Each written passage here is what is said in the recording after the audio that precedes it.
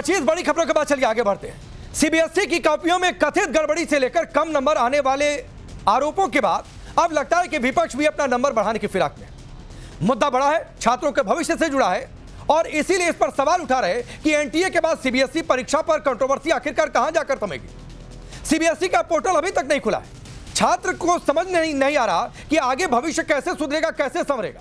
इसको लेकर आज कांग्रेस ने सरकार पर गंभीर सवाल खड़ा किए। धर्मेंद्र प्रधान पर फिर सवाल खड़े किए गए, सरकार पर सवाल खड़े किए गए, लेकिन इन सबके बीच में तुष्टीकरण की सियासत भी खेली गई। रिपोर्ट देखिए, फिर डिबेट करेंगे।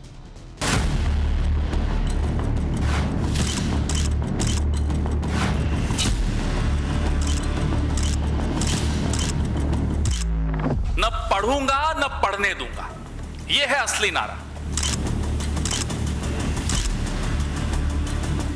थोड़ा चुल्लू भर पानी अगर धर्मेंद्र प्रधान जी के पास भेज देते तो देश का थोड़ा भला हो जाता। आप चाहते क्या हैं? वो अनपढ़ रहें, वो जाहिल रहें, संघ की शाखाओं में जाएं और हमारे त्योहारों पर मस्जिदों के सामने डीजे पे नाचें। लेकिन धर्म की स्थापना के लिए सुदर्शन भी आवश्यक है। एनटीए के बाद सीबीएसई सिस्टम में लीक से देश की शिक्षा व्यवस्था पर सवाल है और इसकी आंच अब सियासी गलियारों में धधक रही। सीबीएसई और परीक्षाओं में कथित धांधली के आरोपों ने सत्ता पक्ष और विपक्ष को आमने सामने तो पहले ही लाकर खड़ा किया था, लेकिन इसी बहाने आरोप प्रत्यारोप का दायरा शिक्षा सिस्टम से निकलकर विचारधारा, संघ और तुष्टीकरण की सियासत तक पहुंच गया। आप चाहते क्या हैं कि नौजवान आपके लिए तैयार हो जाएं, वो अनपढ़ रहें, वो जाहिल रहें, बेरोजगार रहें और संघ की शाखाओं में जाएं और हमारे त्योहारों पर मस्जिदों के सामने डीजे पे नाचें। एक नारा था, न खाऊंगा न खाने दूंगा। मुझे लगता है वो नारा गलत था। न पढ़ूंगा न पढ़ने दूंगा, यह है असली नारा और यह पूरे कैबिनेट का नारा है। प्रधानमंत्री हमें सिखाते हैं कि गर्मी में पानी पीना चाहिए। थोड़ा चुल्लू भर पानी अगर धर्मेंद्र प्रधान जी के पास भेज देते तो देश का थोड़ा भला हो जाता। छात्रों के भविष्य पर चिंता जताते हुए कांग्रेस प्रवक्ता पवन खेड़ा ने मोदी सरकार पर तीखे सवाल दागे। मूल्यांकन प्रक्रिया पर सवाल उठाना, शिक्षा मंत्री से जवाब मांगने तक तो बात ठीक थी, लेकिन जिस तरह से एजुकेशन के मुद्दे को सीधे संघ और मस्जिदों तक ले जाया गया, उसने कई सवाल भी खड़े किए। क्या छात्रों के भविष्य की लड़ाई के सहारे तुष्टीकरण की राजनीति भी साधी जा रही? इसी बीच राजनीतिक बहस को एक और मोड़ तब मिल गया जब यूपी के सीएम योगी आदित्यनाथ ने छात्रों के बीच धर्म और राष्ट्र सुरक्षा को लेकर सुदर्शन चक्र का संदर्भ दे दिया। मुरली की आवश्यकता वृंदावन में थी, लेकिन धर्म की स्थापना के लिए सुदर्शन भी आवश्यक है। वह संदीपन ने महसूस किया था और कृष्ण के हाथों से मुरली वृंदावन में रखवा करके सुदर्शन लेकर के निकल पड़ो, तभी धर्म की स्थापना होगी, तभी यह देश सुरक्षित होगा। एक तरफ छात्रों का भविष्य और परीक्षा प्रणाली का मुद्दा है, तो दूसरी तरफ धर्म और विचारधारा की सियासत। इसी बीच सीबीएसई की वेबसाइट ठप होने और राहुल गांधी के सोशल मीडिया पोस्ट ने आग में घी डालने का काम किया। राहुल गांधी ने सोशल मीडिया पोस्ट में लिखा, जेब कतरों से सावधान, आज वो सीबीएसई के अंदर बैठे हैं जब स्कैनिंग फोन से हुई, गलत मार्किंग तय है और उसे ठीक करवाने की कीमत बच्चा भर रहा। गलती सीबीएसई ने की, सजा बच्चे को, कमाई सरकार की। राहुल गांधी ने फोन से आंसर शीट्स की स्कैनिंग का आरोप लगाया, जिसके बाद बीजेपी और जेडीयू ने कांग्रेस समेत विपक्ष को आईना दिखा दिया। सत्ता पक्ष ने दो टूक कह दिया कि बिना तथ्यों के भ्रम फैलाकर बच्चों को उकसाना विपक्ष की हताशा है। अजय आलोक ने तो यहां तक कह दिया कि राहुल को सीबीएसई का फुल फॉर्म पता नहीं होगा। फुल फॉर्म सीबीएसई का नहीं पता होगा, सीबीएसई का फुल फॉर्म क्या होता है, कितने देशों में परीक्षा आयोजन करवाता है सीबीएसई, ये नहीं पता होगा, कितनी भाषाओं में परीक्षा आयोजन करवाता है सीबीएसई, नहीं पता होगा। और आप लोग कहते हैं राहुल गांधी जी फुल गंभीर आरोप। फिलहाल छात्र जवाब चाहते हैं, पेरेंट्स भरोसा चाहते हैं, लेकिन सियासत अपने अपने सवाल जवाब लेकर मैदान में खड़ी है। कांग्रेस और दूसरी विपक्षी पार्टियां अब इसे लोकतंत्र के खतरे और जेनजी को बर्बाद करने की साजिश बता रहे। राजस्थान के पूर्व सीएम और कांग्रेस नेता अशोक गहलोत सत्ता परिवर्तन का आह्वान कर रहे, तो शिवसेना यूबीटी लीपापोती का आरोप लगा रहे। जिस प्रधानमंत्री के हाथ में 12वीं कक्षा के बच्चों का भविष्य सुरक्षित न हो, वो प्रधानमंत्री देश को कैसे सुरक्षित रखेगा, ये एक गंभीर प्रश्न है। हमारे जेनजी की नस्ल को बर्बाद करने का काम कर रही है भारतीय जनता पार्टी की सरकार। आज तक एनटीए के प्रभारी पर कोई कार्रवाई नहीं हुई। अपना धर्मेंद्र प्रधान जी ने अपने पद से इस्तीफा दिया नहीं, प्रधानमंत्री जी ने उनका इस्तीफा मांगा नहीं। तो हमें तो नहीं लग रहा है कि कुछ हो रही है। हाँ, एक लीपापोती जैसा अगर कुछ हो रहा है तो हम क्या कहें। डेमोक्रेसी खत्म हो रही देश के अंदर। चेत जाओ देशवासियों, प्रदेशवासियों, नौजवान पीढ़ी को मैं कहना चाहता हूँ, चेत जाओ आप लोग।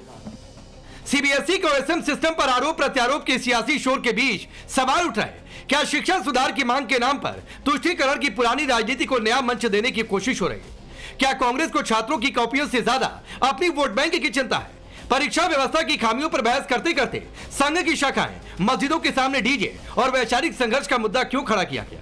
Bureau report, times now Bharat.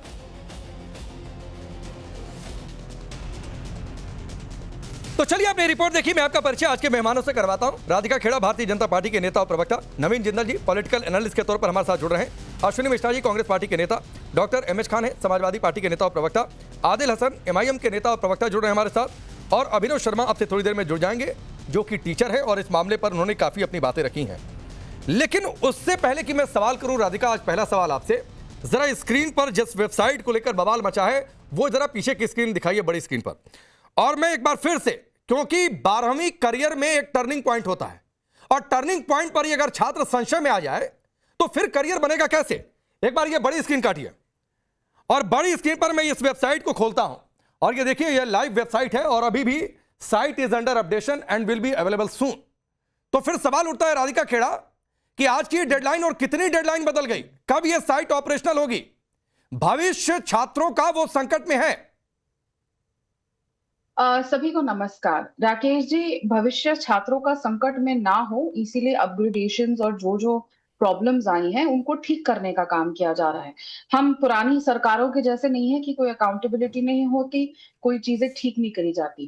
पहले की सरकारों में पेपर लीक होते रहते थे, कोई अरेस्ट नहीं होते थे और सिस्टम को सुधारने के लिए कुछ नहीं किया जाता था। अगर अभी साइट डाउन करी गई है तो अपग्रेडेशन हो रही है ताकि दोबारा कभी भी ऐसी हालत ना आए कि ऐसा कुछ होए। हमारी जिम्मेदारी इस देश के बच्चों के प्रति है, हम बच्चों का भविष्य इस देश का भविष्य है। तो इसीलिए प्रधानमंत्री जी ने स्वयं इसमें कॉग्निजेंस लिया है और वो खुद इसको मॉनिटर कर रहे हैं ताकि ये दोबारा कभी मिस्टेक ना हो। हाँ, कुछ पहले मैं मानती हूँ कि हमने ये पहले भी कहा था, लेकिन उसके बाद हम कुछ चेंजेस लाए, लेकिन अगर वो भी ठीक से काम नहीं किए हैं तो उसमें जो लूप होल्स रह गए हैं उसको सुधारने का काम करना है।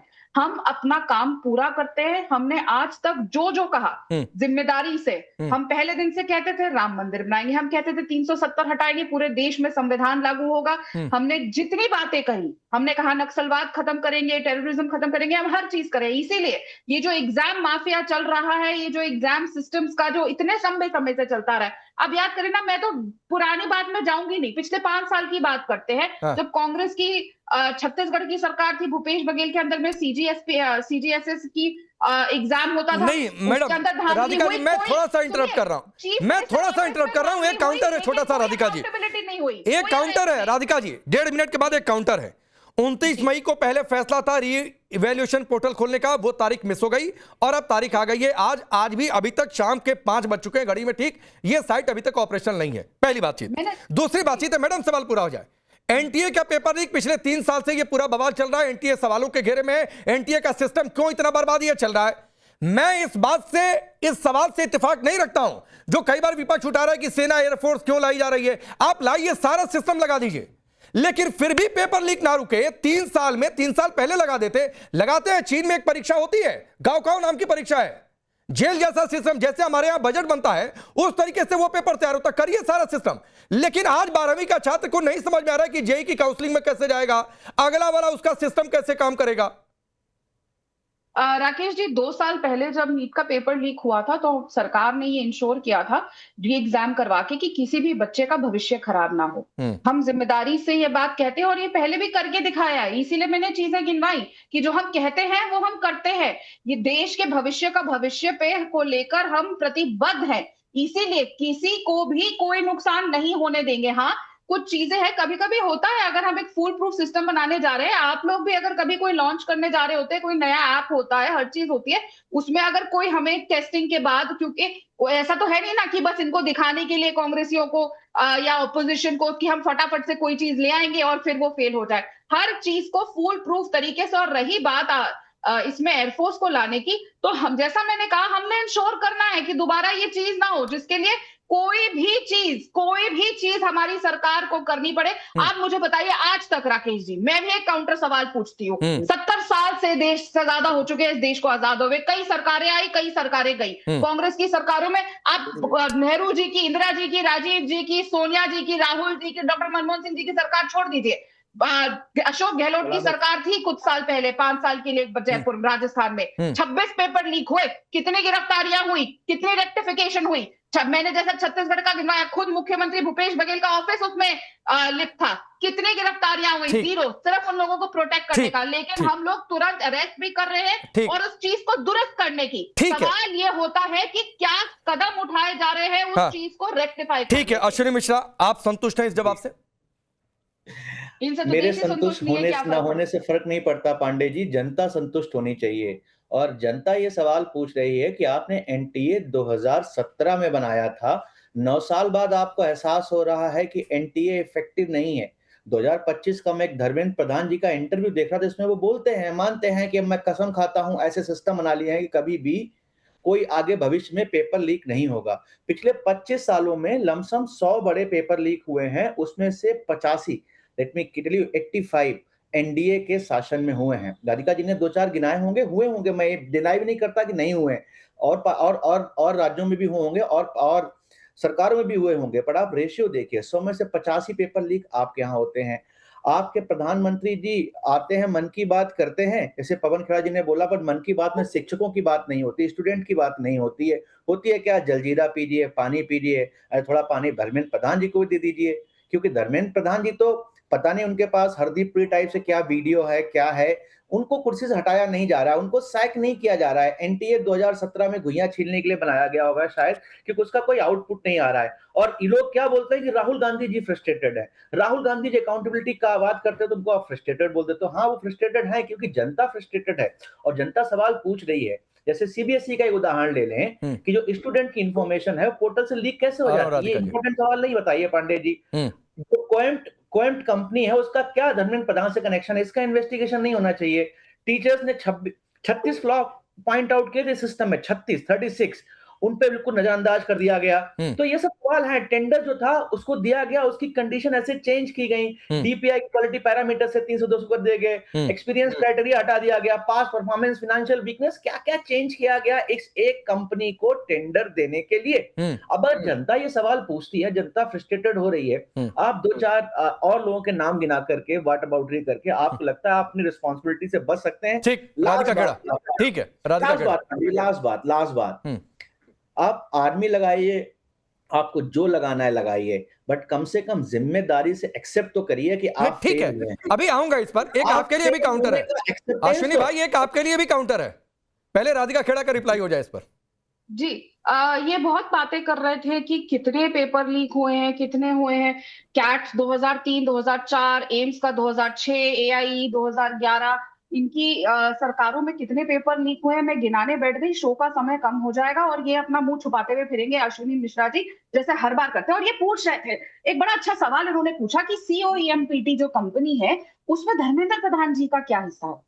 मेरे पास यहाँ पे सारे डॉक्यूमेंट्स हैं, मैं आपको भी भेज देती हूँ राकेश जी। मुझे लगता है ये हमेशा की तरह फिर पढ़ के नहीं आए हैं, पता नहीं कौन सी इंजीनियरिंग इन्होंने करी है, शायद उसी समय पे इन्होंने पढ़ाई करी थी जब कांग्रेस पार्टी के पेपर लीक होते थे और उसी के पास करे हुए हैं। क्योंकि क्लैरिटी से ये कोएम्ट जो भी कंपनी का नाम है, इसको कर्नाटक की कांग्रेस की सरकार में काम मिला है, इसको तेलंगाना की कांग्रेस की सरकार में काम मिला है, इसको तमिलनाडु में जो उनके प्रीवियस भाई थे डीएमके वाले, आजकल भाई बदल गए हैं राहुल गांधी के, तो उस सरकार में भी जिसका कांग्रेस हिस्सा थी उसमें काम मिला है। तो मैं आज पूछना चाहती हूँ माननीय श्री श्री श्री अश्विनी मिश्रा साहब से कि ऐसा लिंक और ऐसा क्या कनेक्शन है राहुल बाबा से। लेकिन क्योंकि कर्नाटक है, कर्नाटक में तो डीके जीजा जी और प्रियंका दीदी का भी हिस्सा है, तो वहां से किससे लिंक है, गांधी परिवार के कौन से मेंबर से, जीजा जी से, प्रियंका दीदी से, राहुल भैया से, किससे लिंक है कि कांग्रेस की हर सरकार में सीओईएमपीटी को काम मिला है? ठीक है। क्यों मिला है? जरा ये आज ये जवाब ले लेता हूं। देश जानना एक चाहता है। इंपॉर्टेंट पॉइंट आप लेकर आई, मैं जवाब ले लेता हूं। अश्विनी भाई बोलिए,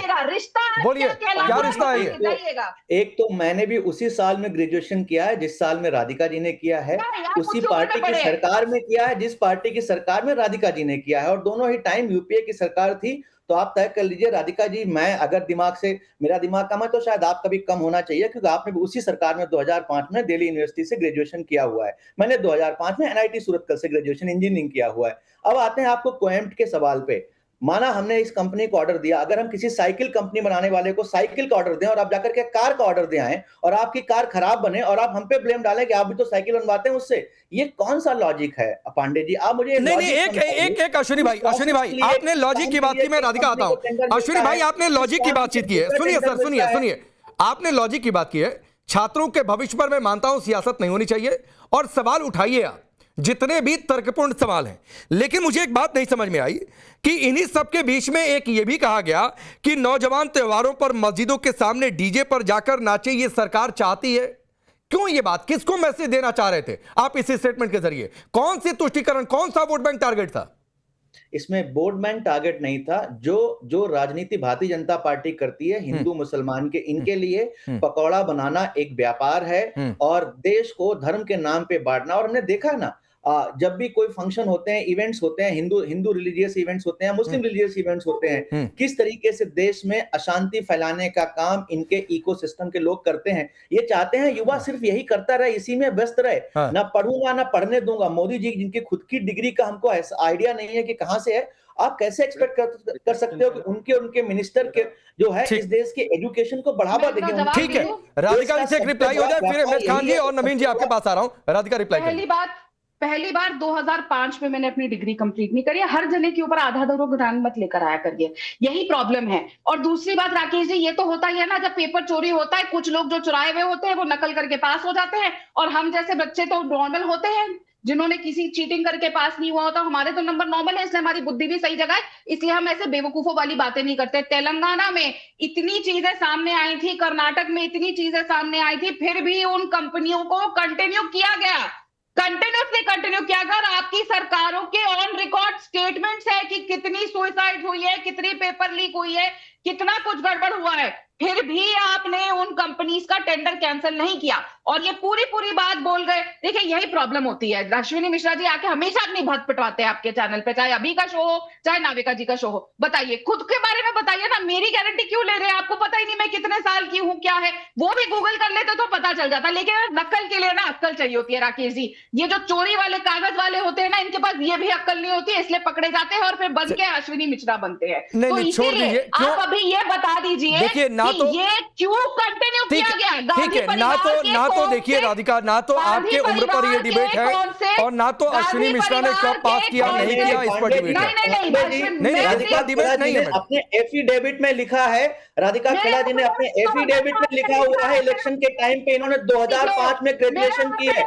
एफिडेविट में लिखी हुई इंफॉर्मेशन अगर आपने गलत लिखी तो आपको 7 साल की सजा भी हो सकती है। राधिका जी, शायद आप पढ़ी लिखी हैं, शायद पढ़ी लिखी हैं, ये बात जानती होंगी। एज पर इंफॉर्मेशन आपने अपने एफिडेविट में लिखा हुआ कि आपने 2005 में ग्रेजुएशन की हुई है। अब आप बताइए आपका एफिडेविट गलत है या आप गलत हैं? बोल रही हूँ एफिडेविट पढ़ना सीखो, मेरे एफिडेविट में जाओगे तो उसको अच्छे से पढ़ो। फिर बोल रही हूँ अश्विनी मिश्रा अपना छोड़िए, नेता आपका पप्पू है। ठीक है, छोड़िए उसे, ठीक है।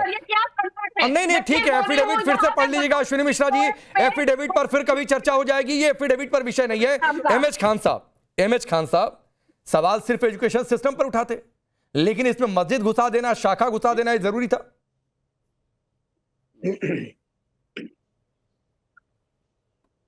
नहीं राकेश जी, मैं आज आपका बहुत हृदय से आभार प्रकट करता हूं कि जो आपने इंट्रोडक्टरी भाषण दिया वो एकदम सटीक था, बहुत सही था।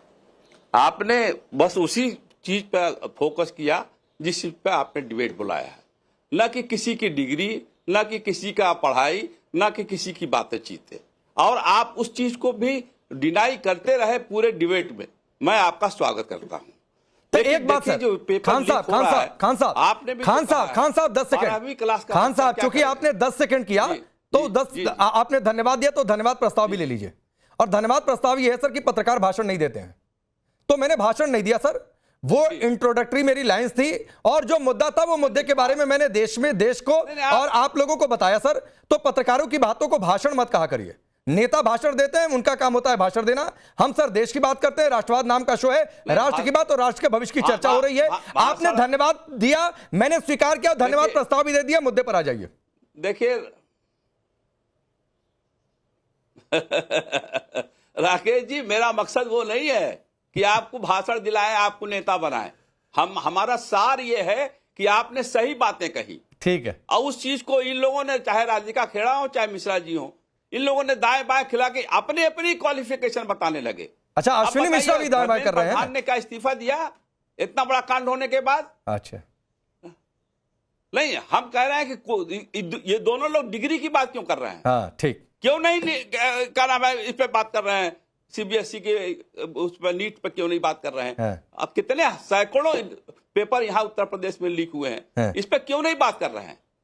जब आप जिस चीज पे बैठक बुलाए हैं उसी चीज पे बात करिए ना।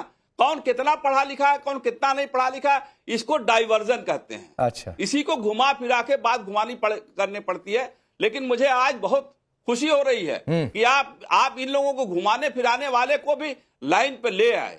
और ये जरूरी है कि आज इसी पे चर्चा हो कि क्या धर्मेंद्र प्रधान ने क्या एक्शन लिया, धर्मेंद्र प्रधान को इस्तीफा क्यों नहीं दिलाया गया, धर्मेंद्र प्रधान क्यों बैठे हुए हैं। आज 11 से 12 साल हो रहे हैं भारतीय जनता पार्टी की सरकार को, हर वक्त पेपर लीक, हर वक्त घोटाला, हर वक्त क्या नाम है, कमीशन खोरी, यही चलता आ रहा है। ठीक, अभी आज आपको होश आया, इतने साल के बाद आपको होश आया कि हम इसको ठीक कर देंगे। कैसे ठीक कर देंगे आप बिल्कुल नहीं ठीक कर सकते हैं। नहीं, कैसे ठीक कर देंगे ये तो बात की बात है ना खान साहब, लेकिन आप भी मेरा सवाल स्किप कर गए। मैंने आपसे ये सवाल किया कि छात्रों के भविष्य पर कोई सवाल उठाए, वो तो ठीक है भाई, उनकी चिंता करिए, लेकिन उसमें शाखा और मस्जिद की बात लाना क्या ठीक है? नहीं, बिल्कुल नहीं ठीक है, बिल्कुल नहीं ठीक, ठीक, बहुत अच्छी बात है। शाखा मस्जिद की बात बिल्कुल नहीं लानी चाहिए। ठीक है, आज जिस चीज ठीक है उसी पर आना ना, ठीक है, मैं उस चीज को नहीं मानता। नहीं, बहुत ठीक है नवीन जिंदल जी, मुझे तो इन सबके बीच में सपा और कांग्रेस में क्या चल रहा है ये दिख रहा है कि यहां पर अश्विनी मिश्रा को खान साहब कह रहे हैं कि ये दाएं बाएं कर रहे हैं, उधर यूपी में चुनाव है। कांग्रेस के खिलाफ कुछ नहीं बोला, नहीं, मैंने ये सब नहीं कहा है। अरे फिर वही बात है नवीन जिंदल, मैंने ये सब नहीं कहा भाई, राकेश जी, हमने ये सब नहीं कहा। मैंने सिर्फ ये कहा कि छात्रों को, सबको मालूम है कि ये तो आज जो कहते हो कल उसके लिए पलटते हैं। मैं उसकी बात नहीं करना चाहूंगा, लेकिन समस्या इस बात की है कि हर विषय पे, ये विषय बड़ा गंभीर है, इस पे आप कई बार डिबेट कर चुके। इस पर डिबेट करते करते आपने सरकार को भी, प्रशासन को भी, शासन को भी और सिस्टम को, तीनों के बारे में आपने बहुत सारी चर्चाएं की। अगर विपक्ष उसको मान ले तो ठीक होना चाहिए। मैं आज भी अच्छे से कहता हूं कि दोषी जितने अधिकारी, उन पर तुरंत कार्रवाई होनी चाहिए, चाहे वो नीट में हो, चाहे वो सीबीएसई में।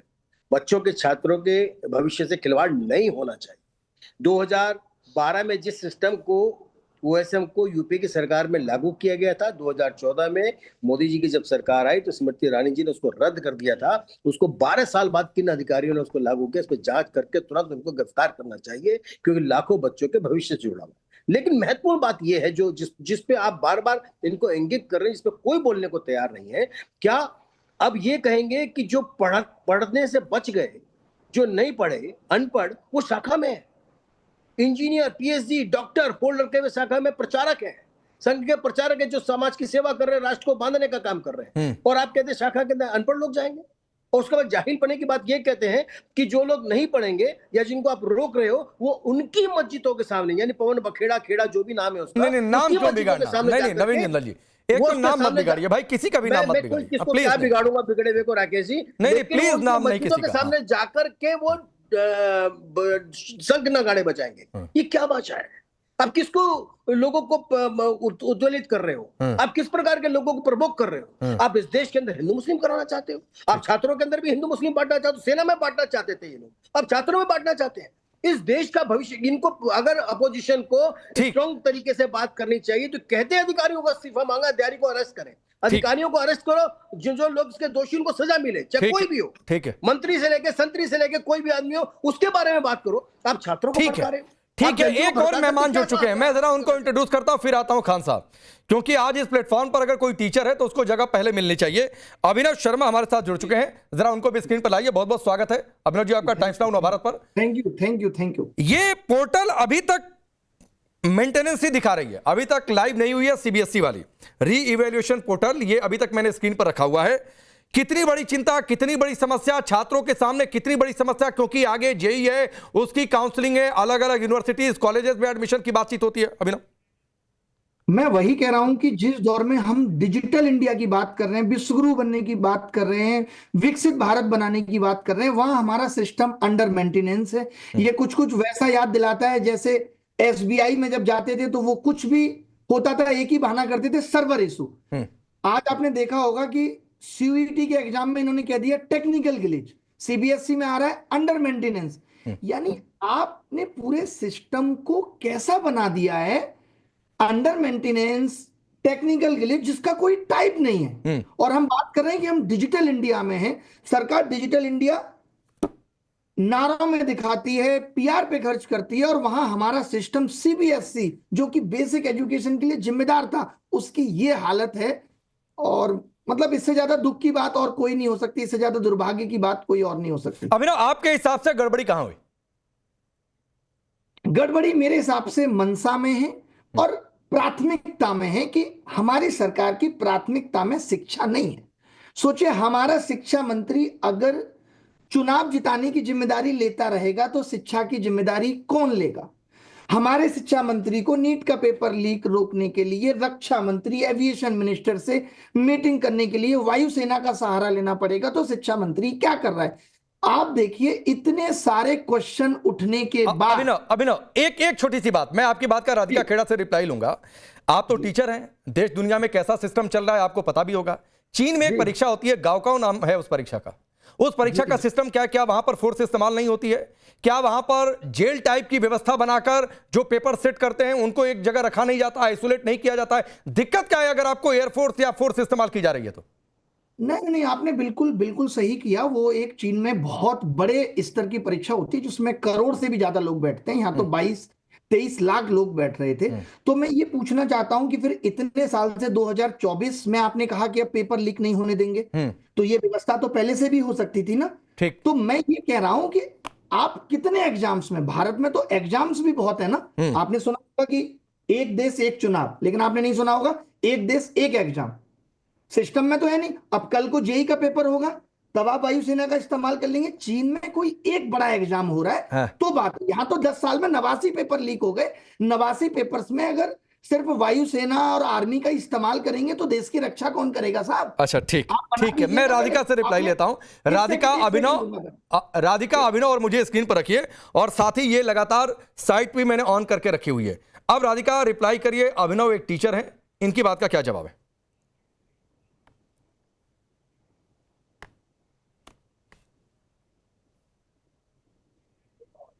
राधिका जी अनम्यूट कर लीजिएगा। आवाज मिल रही है? अब आवाज आ रही है। हाँ जी, थोड़ी देर पहले जब मैं आज सोशल मीडिया देख रही थी तो मैं इनको जानती नहीं, पर मैंने शायद इन्हीं का एक वीडियो देखा जिसमें ये बहुत धमका रहे थे और एक सिविल वॉर करवाने की कोशिश कर रहे थे।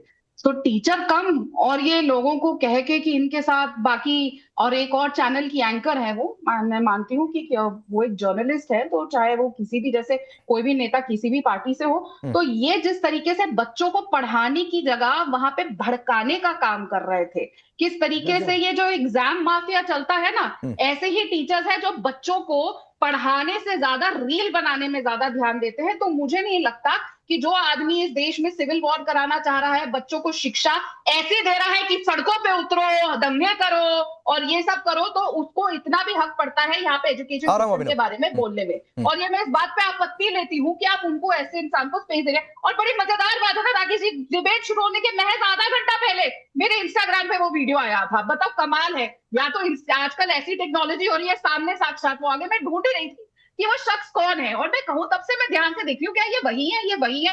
तो रही बात की हमारी सरकार क्या कर रही है, और यहाँ पे पहले भी बोला जा रहा था कि ये सरकारें कुछ नहीं कर रही, मौलाना साहब भी बोल रहे थे, सब बोल रहे थे। अगर हमारी देश की सरकार देश के भविष्य के लिए कुछ नहीं कर रही होती तो देश की जनता, उन बच्चों के माता पिता क्या बेवकूफ है जो बार बार हमारे अंदर अपना मत दे रहे हैं, वोट दे रहे हैं और विश्वास दे रहे हैं। तो 12 साल से लगातार तीसरी बार नरेंद्र मोदी जी प्रधानमंत्री बन के आए हैं, क्योंकि इस देश की जनता अपने बच्चों का भविष्य उनके हाथों में उनको मानती है कि वो सिक्योर है। ठीक है, आपने अभिनव पर कुछ आरोप लगाए, अभिनव रिप्लाई करिए। वीडियो भी मैं देखती हूँ शायद, नहीं ठीक है, वीडियो सबने देखा होगा, किसी और चैनल की बातचीत यहाँ पर क्या करना, लेकिन जो अभिनव आप पर आरोप लगा उसका जवाब दीजिए। क्लास की बातचीत थी, ये अपनी क्लास में बच्चों को ठीक है, ठीक है, मैं उसी पर, आपने कहा अभिनव रिप्लाई कर देंगे उसका। कोई टीचर किसी भी बच्चे को दंगा करने के लिए सिखा नहीं सकता। ठीक है अभिनव, आरोप की आपकी भाषा टीचर के दायरे को पार कर गई थी। इन्होंने बड़ा गलत इंटरप्रेट किया है साहब। मैं इनको बता दूं, ये जो रील शॉर्ट्स की बात कर रही हैं ये कर सकती हैं, प्रधानमंत्री जी कर सकते हैं। मैंने 2016 में सरकारी नौकरी छोड़ के पढ़ाना शुरू किया था और रील शॉर्ट्स होते नहीं थे। 7 महीने में 10 लाख लोगों को गणित पढ़ा के जोड़ा था। 2012-13 में 10 से भी ज्यादा गणित की किताबें लिख चुका हूं। ठीक है, बात आती है कि जब 10 साल में 89 पेपर लीक हो जाएंगे, बच्चा जीडी का पेपर देने जा रहा है, उसको भगा दिया जा रहा है, तो शिक्षक क्या बोलेगा? शिक्षक के पढ़ाने की सार्थकता क्या है? और पहली बात, मैंने कोई दंगा भड़काने की बात नहीं की है। इससे पहले भी मैं 10 प्रोटेस्ट शांतिपूर्ण तरीके से कर चुका हूं और सरकार से अपनी बातें मनवा चुका हूं। खुद डीओपीटी साहब मिनिस्टर ने मुझे मिलने के लिए बुलाया और जितनी बातें उनके सामने रखी उसमें से बहुत सारी ठीक भी की। 2017 में सीबीआई जांच तक कराई पेपर की। तो मेरा कंट्रीब्यूशन रहा है। ये शायद बीजेपी की प्रवक्ता 2 साल 3 साल 4 साल से होंगी, मैं 15 साल से पढ़ा रहा हूं। सोचिए, इससे ही इनकी मानसिकता का पता चल रहा है कि एक रील इनके सामने आई और उस एक रील से इन्होंने मेरे आकलन कर दिया। आप सोचिए, एक रील। लेकिन अभिनव, आपने एक बात कही कि डीओपीटी साहब से आपकी मुलाकात हुई, बहुत सारी बातें हुई, बीजेपी सरकार ने कुछ बातें मानी भी, तो ये तो आप मानेंगे कि बीजेपी कमियों को शायद दूर करने की कोशिश कर रही है, जो सिस्टम में खामियां। मैं वही, मुझे इस बात की खुशी हुई थी साहब, 1 साल पहले जो मैंने 5 बातें रखी, लेकिन मुझे ये नहीं बताया गया था कि ये 5 बातें 6 महीने के लिए मानी जा रही हैं। अब फिर से सिस्टम में वो खामियां आ गई। जब हम पिछली साल इस बात के लिए लड़े कि आप गलत सवाल पूछ के 100 रुपए वसूलते हो, आपने कह दिया अब नहीं वसूलेंगे, आपने 50 कर दिया, अब वापस आप फिर 100 ले आए। आप गलत सवाल पूछते हो। ठीक है, अभिनय एक राधिका रिप्लाई, आदिल भी जुड़ चुके हैं, उनका रुख करूंगा। मैं ये रिप्लाई, देखिए मैं हमेशा से, आप भी जानते हैं राकेश जी, कि मैं महिलाओं के सम्मान को लेके बहुत काम करती हूँ और मैं मानती हूँ कि किसी भी महिला को अपमानित नहीं करना चाहिए। तो मैं फिर अपनी बात पे कायम हूँ कि ये टीचर होके एक महिला, एक बहुत ही वेल नोन महिला जर्नलिस्ट, और मैं कहती हूँ चाहे वो वेल नोन ना हो, किसी भी महिला या पुरुष के लिए जो जर्नलिस्ट है, क्योंकि जर्नलिस्ट हमारे देश की डेमोक्रेसी का चौथा स्तंभ है, उनके खिलाफ किस तरीके से भड़काया जा रहा था, किस तरीके से स्टूडेंट्स को क्लास में, और वो कोई ठीक है, वो छोड़ दीजिए, सवाल ये उठता है कि क्लास नहीं, एक तो उस पर कभी चर्चा कर लेंगे राधिका जी, उस पर कभी चर्चा कर लेंगे। आज बहुत टेक्निकल पॉइंट्स पर मैं चाहता हूँ चर्चा करना। सोशल मीडिया जो माफिया है ना, जो ये एजुकेशन इंस्टीट्यूट चल रहे हैं जहाँ पे पढ़ाई के अलावा सब कुछ हो रहा है, ये भी रिस्पॉन्सिबल है पेपर लीक। नहीं तो आप ये कह रही हैं कि ये आप कह रही हैं कि अभिनय जैसे लोग उस माफिया गिरोह से जुड़े हुए हैं। आप ये कह रही हैं अभिनय जैसे टीचर्स उस माफिया गिरोह से जुड़े हुए हैं। आपके भी बच्चे होंगे, माँ बाप अपने बच्चों को एजुकेशन इंस्टीट्यूशंस में इसलिए भेजते हैं कि उनको पढ़ाया जाए, ना कि वहां कोई उनको हिंसा की ट्रेनिंग दी जाए, ना कि उनको इस तरीके से सिविल डिसोबीडियंस करने की धमकी सिखाया जाए। आप बताइए, आप अपने गाड़ी कमाई का पैसा बच्चों को इतने महंगे एजुकेशनल ट्रेनिंग के लिए इतने महंगे इंस्टीट्यूट में किस लिए? तो मैडम ठीक है, मैं ये कह रहा हूँ ठीक है, मैं ये मानता हूँ कि कोचिंग सिस्टम ने बहुत कुछ गड़बड़ किया है इस देश में। आप कोटा चले जाइए, इलाहाबाद चले जाइए, दिल्ली में कई इलाके ऐसे हैं। अभिनय, आप मानेंगे कि कोचिंग सिस्टम ने गड़बड़ियां की हैं? एक माफिया सिस्टम है, काम करता है ये। कोचिंग सिस्टम ने इतनी गड़बड़ियां की हैं, भड़काने के लिए कर रहे हैं और फिर वो हमें ज्ञान दे कि कैसा सिस्टम चलना चाहिए। नहीं, ज्ञान की बात नहीं है, हम बस एक ओपिनियन की बातचीत कर रहे हैं, कोई ज्ञान की बातचीत नहीं है, एक ओपिनियन की बातचीत है, हम सबका ओपिनियन लेते हैं। अभिनय एक शॉर्ट रिप्लाई, फिर मैं आदिल के पास जा रहा हूं। अरे साहब, कोचिंग सिस्टम खराब है, तो इसको ठीक करने की, बंद करने की जिम्मेदारी किसकी है? आपको पता है 4 साल पहले मैंने आवाज उठाई कि कोचिंग गलत तरीके से रिजल्ट प्रोड्यूस करते हैं, कंज्यूमर प्रोटेक्शन कोर्ट में शिकायत लगाई, कंज्यूमर प्रोटेक्शन कोर्ट जागा और उसने कोचिंग पे 1,46,00,000 के जुर्माने लगाए हैं हम जैसे लोगों ने। तो हम तो खुद कहते हैं अगर सिस्टम में खराबी है तो ठीक करो, सरकार की नजर में क्यों नहीं आ रहा ये? और आप बताइए, शिक्षा मंत्री चुनाव जिताने की बात कर सकता है और शिक्षक ये नहीं बता सकता कि सिस्टम खराब है। आपको चुनाव जीतने से क्यों दिक्कत है भाई? मेरे को दिक्कत नहीं है साहब, मेरे को दिक्कत इस बात से है कि मैं देश की समस्याओं पे क्यों नहीं बोल सकता?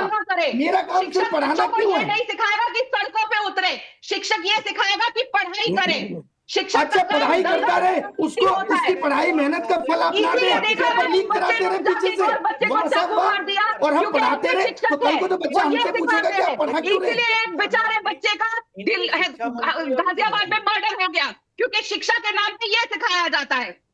गलत, आपने गलत इंटरप्रेट किया। आप भी तैयारी कर रही हो। नहीं, एक चीज मेरा सवाल है आदिल भाई, 1 मिनट और दे दीजिए, आ रहा हूं माफी के साथ। राधिका एक बात और है, मैं ये मानता हूं, अभिनय भी मान रहे हैं और बहुत सारे लोग शायद इस बात से सहमत होंगे कि कोचिंग सिस्टम में एक माफिया सिस्टम काम करता है। तो ये बताइए, इसको खत्म करने की जिम्मेदारी किसकी है? सरकार की। देखिए, वो करेगी सरकार, वो बिल्कुल करेगी क्योंकि हम कोई भी चीज नहीं छोड़ेंगे। मैं इतना जानती हूँ राकेश जी, मैं दोबारा अपनी बात पे कायम रहूंगी। एक अध्यापक, एक टीचर को हम भगवान का दर्जा देते हैं क्योंकि माँ बाप और टीचर ही होता है। अब बीच में मत बोलिए, ये टीचर है, ऐसे सिखाते हैं आप बच्चों को कि बीच में बोलिए। ये अपना एग्जाम्पल खुद ही दे रहे हैं कि किस तरीके से पढ़ाते होंगे। मैं वापस आती हूँ, अध्यापक जो होता है वो कहीं पे भी पढ़ाता हो, वो हमारे लिए, बच्चों के लिए भगवान जैसा होता है। इसलिए आज भी जब हम टीचर्स डे मनाते हैं, अपने गुरु को जाके उनको समर्पित करते हैं उस दिन को, आज भी हम अपने पुराने टीचर्स को इतनी रिस्पेक्ट देते हैं क्योंकि उन्होंने हमें सिखाया है। लेकिन टीचर, और मैं बिल्कुल कहती हूँ अवेयरनेस बहुत जरूरी है, बच्चों को भी पता होना चाहिए कि अगर कहीं पे पेपर लीक कर रहा है तो उस बात का मुद्दा उठाए। लेकिन अगर टीचर ही सिखाए कि हिंसा करो, सड़कों पे उतरो, बच्चों का काम वो नहीं है। देश की जनता ताकि ढंग से चले, वो काम जिम्मेदारी गवर्नमेंट की है कि उनको कोई तकलीफ ना हो, बच्चों को तकलीफ ना हो, इसलिए हम सिस्टम ठीक कर रहे हैं। 70 साल से जो सड़न इस देश में कांग्रेस पार्टी छोड़ के गई है, उसको अगर आप सोचते हैं कि 5 साल 6 साल में सब कुछ ठीक हो जाएगी, मैं फिर बोल रही हूँ, मुझे बता दें कांग्रेस की सरकारों में कितने अरेस्ट हुए, कितने चेंजेस। मैं जरा आदिल को यहां पर लेकर आता हूं। अभिनय 1 मिनट दीजिए, मैं आ रहा हूं सर आपके पास। आदिल, ये डिबेट जहां जा रही है, सवाल है, बीजेपी कह रही है कि विपक्ष उकसा रहा है छात्रों को, हम सिस्टम को ठीक करने में लगे हैं। अभिनय बतौर टीचर कुछ सवाल उठा रहे हैं, हालांकि उनकी भाषा को लेकर भी सवाल उठे। आपका टेक, खान साहब रुक जाइए, मैं आऊंगा। मुझे मालूम है आज थोड़ा नेताओं को मैं वैसे भी कम समय देना चाहता हूं। राकेश भाई, हमारी यही बात है कि प्रधानमंत्री हर कुछ पे बोलते हैं, प्रधानमंत्री इस पर क्यों नहीं बोल रहे हैं? मन की बात करते हैं, रेडियो की बात करते हैं, टीवी की बात करते हैं, टेलीप्रॉम्प्टर से बात करते हैं। प्रधानमंत्री को आना चाहिए, और जो भी इन्वॉल्व है इस कमेटी में, उसको एक प्रधानमंत्री की तरफ से, पीएमओ की तरफ से, एचआरडी की तरफ से एक नोटिफिकेशन हो कि कभी भी वो दोबारा कोई भी सरकारी पद पर नहीं आए, उस पर एफआईआर हो। नीट का चेयरमैन क्या कर रहा है, बाकी जो लोग जुड़े हुए तो वो क्या कर रहे हैं, परमानेंटली उसको बैन कर दिया जाए, उस पर एफआईआर किया जाए। Who is the responsible?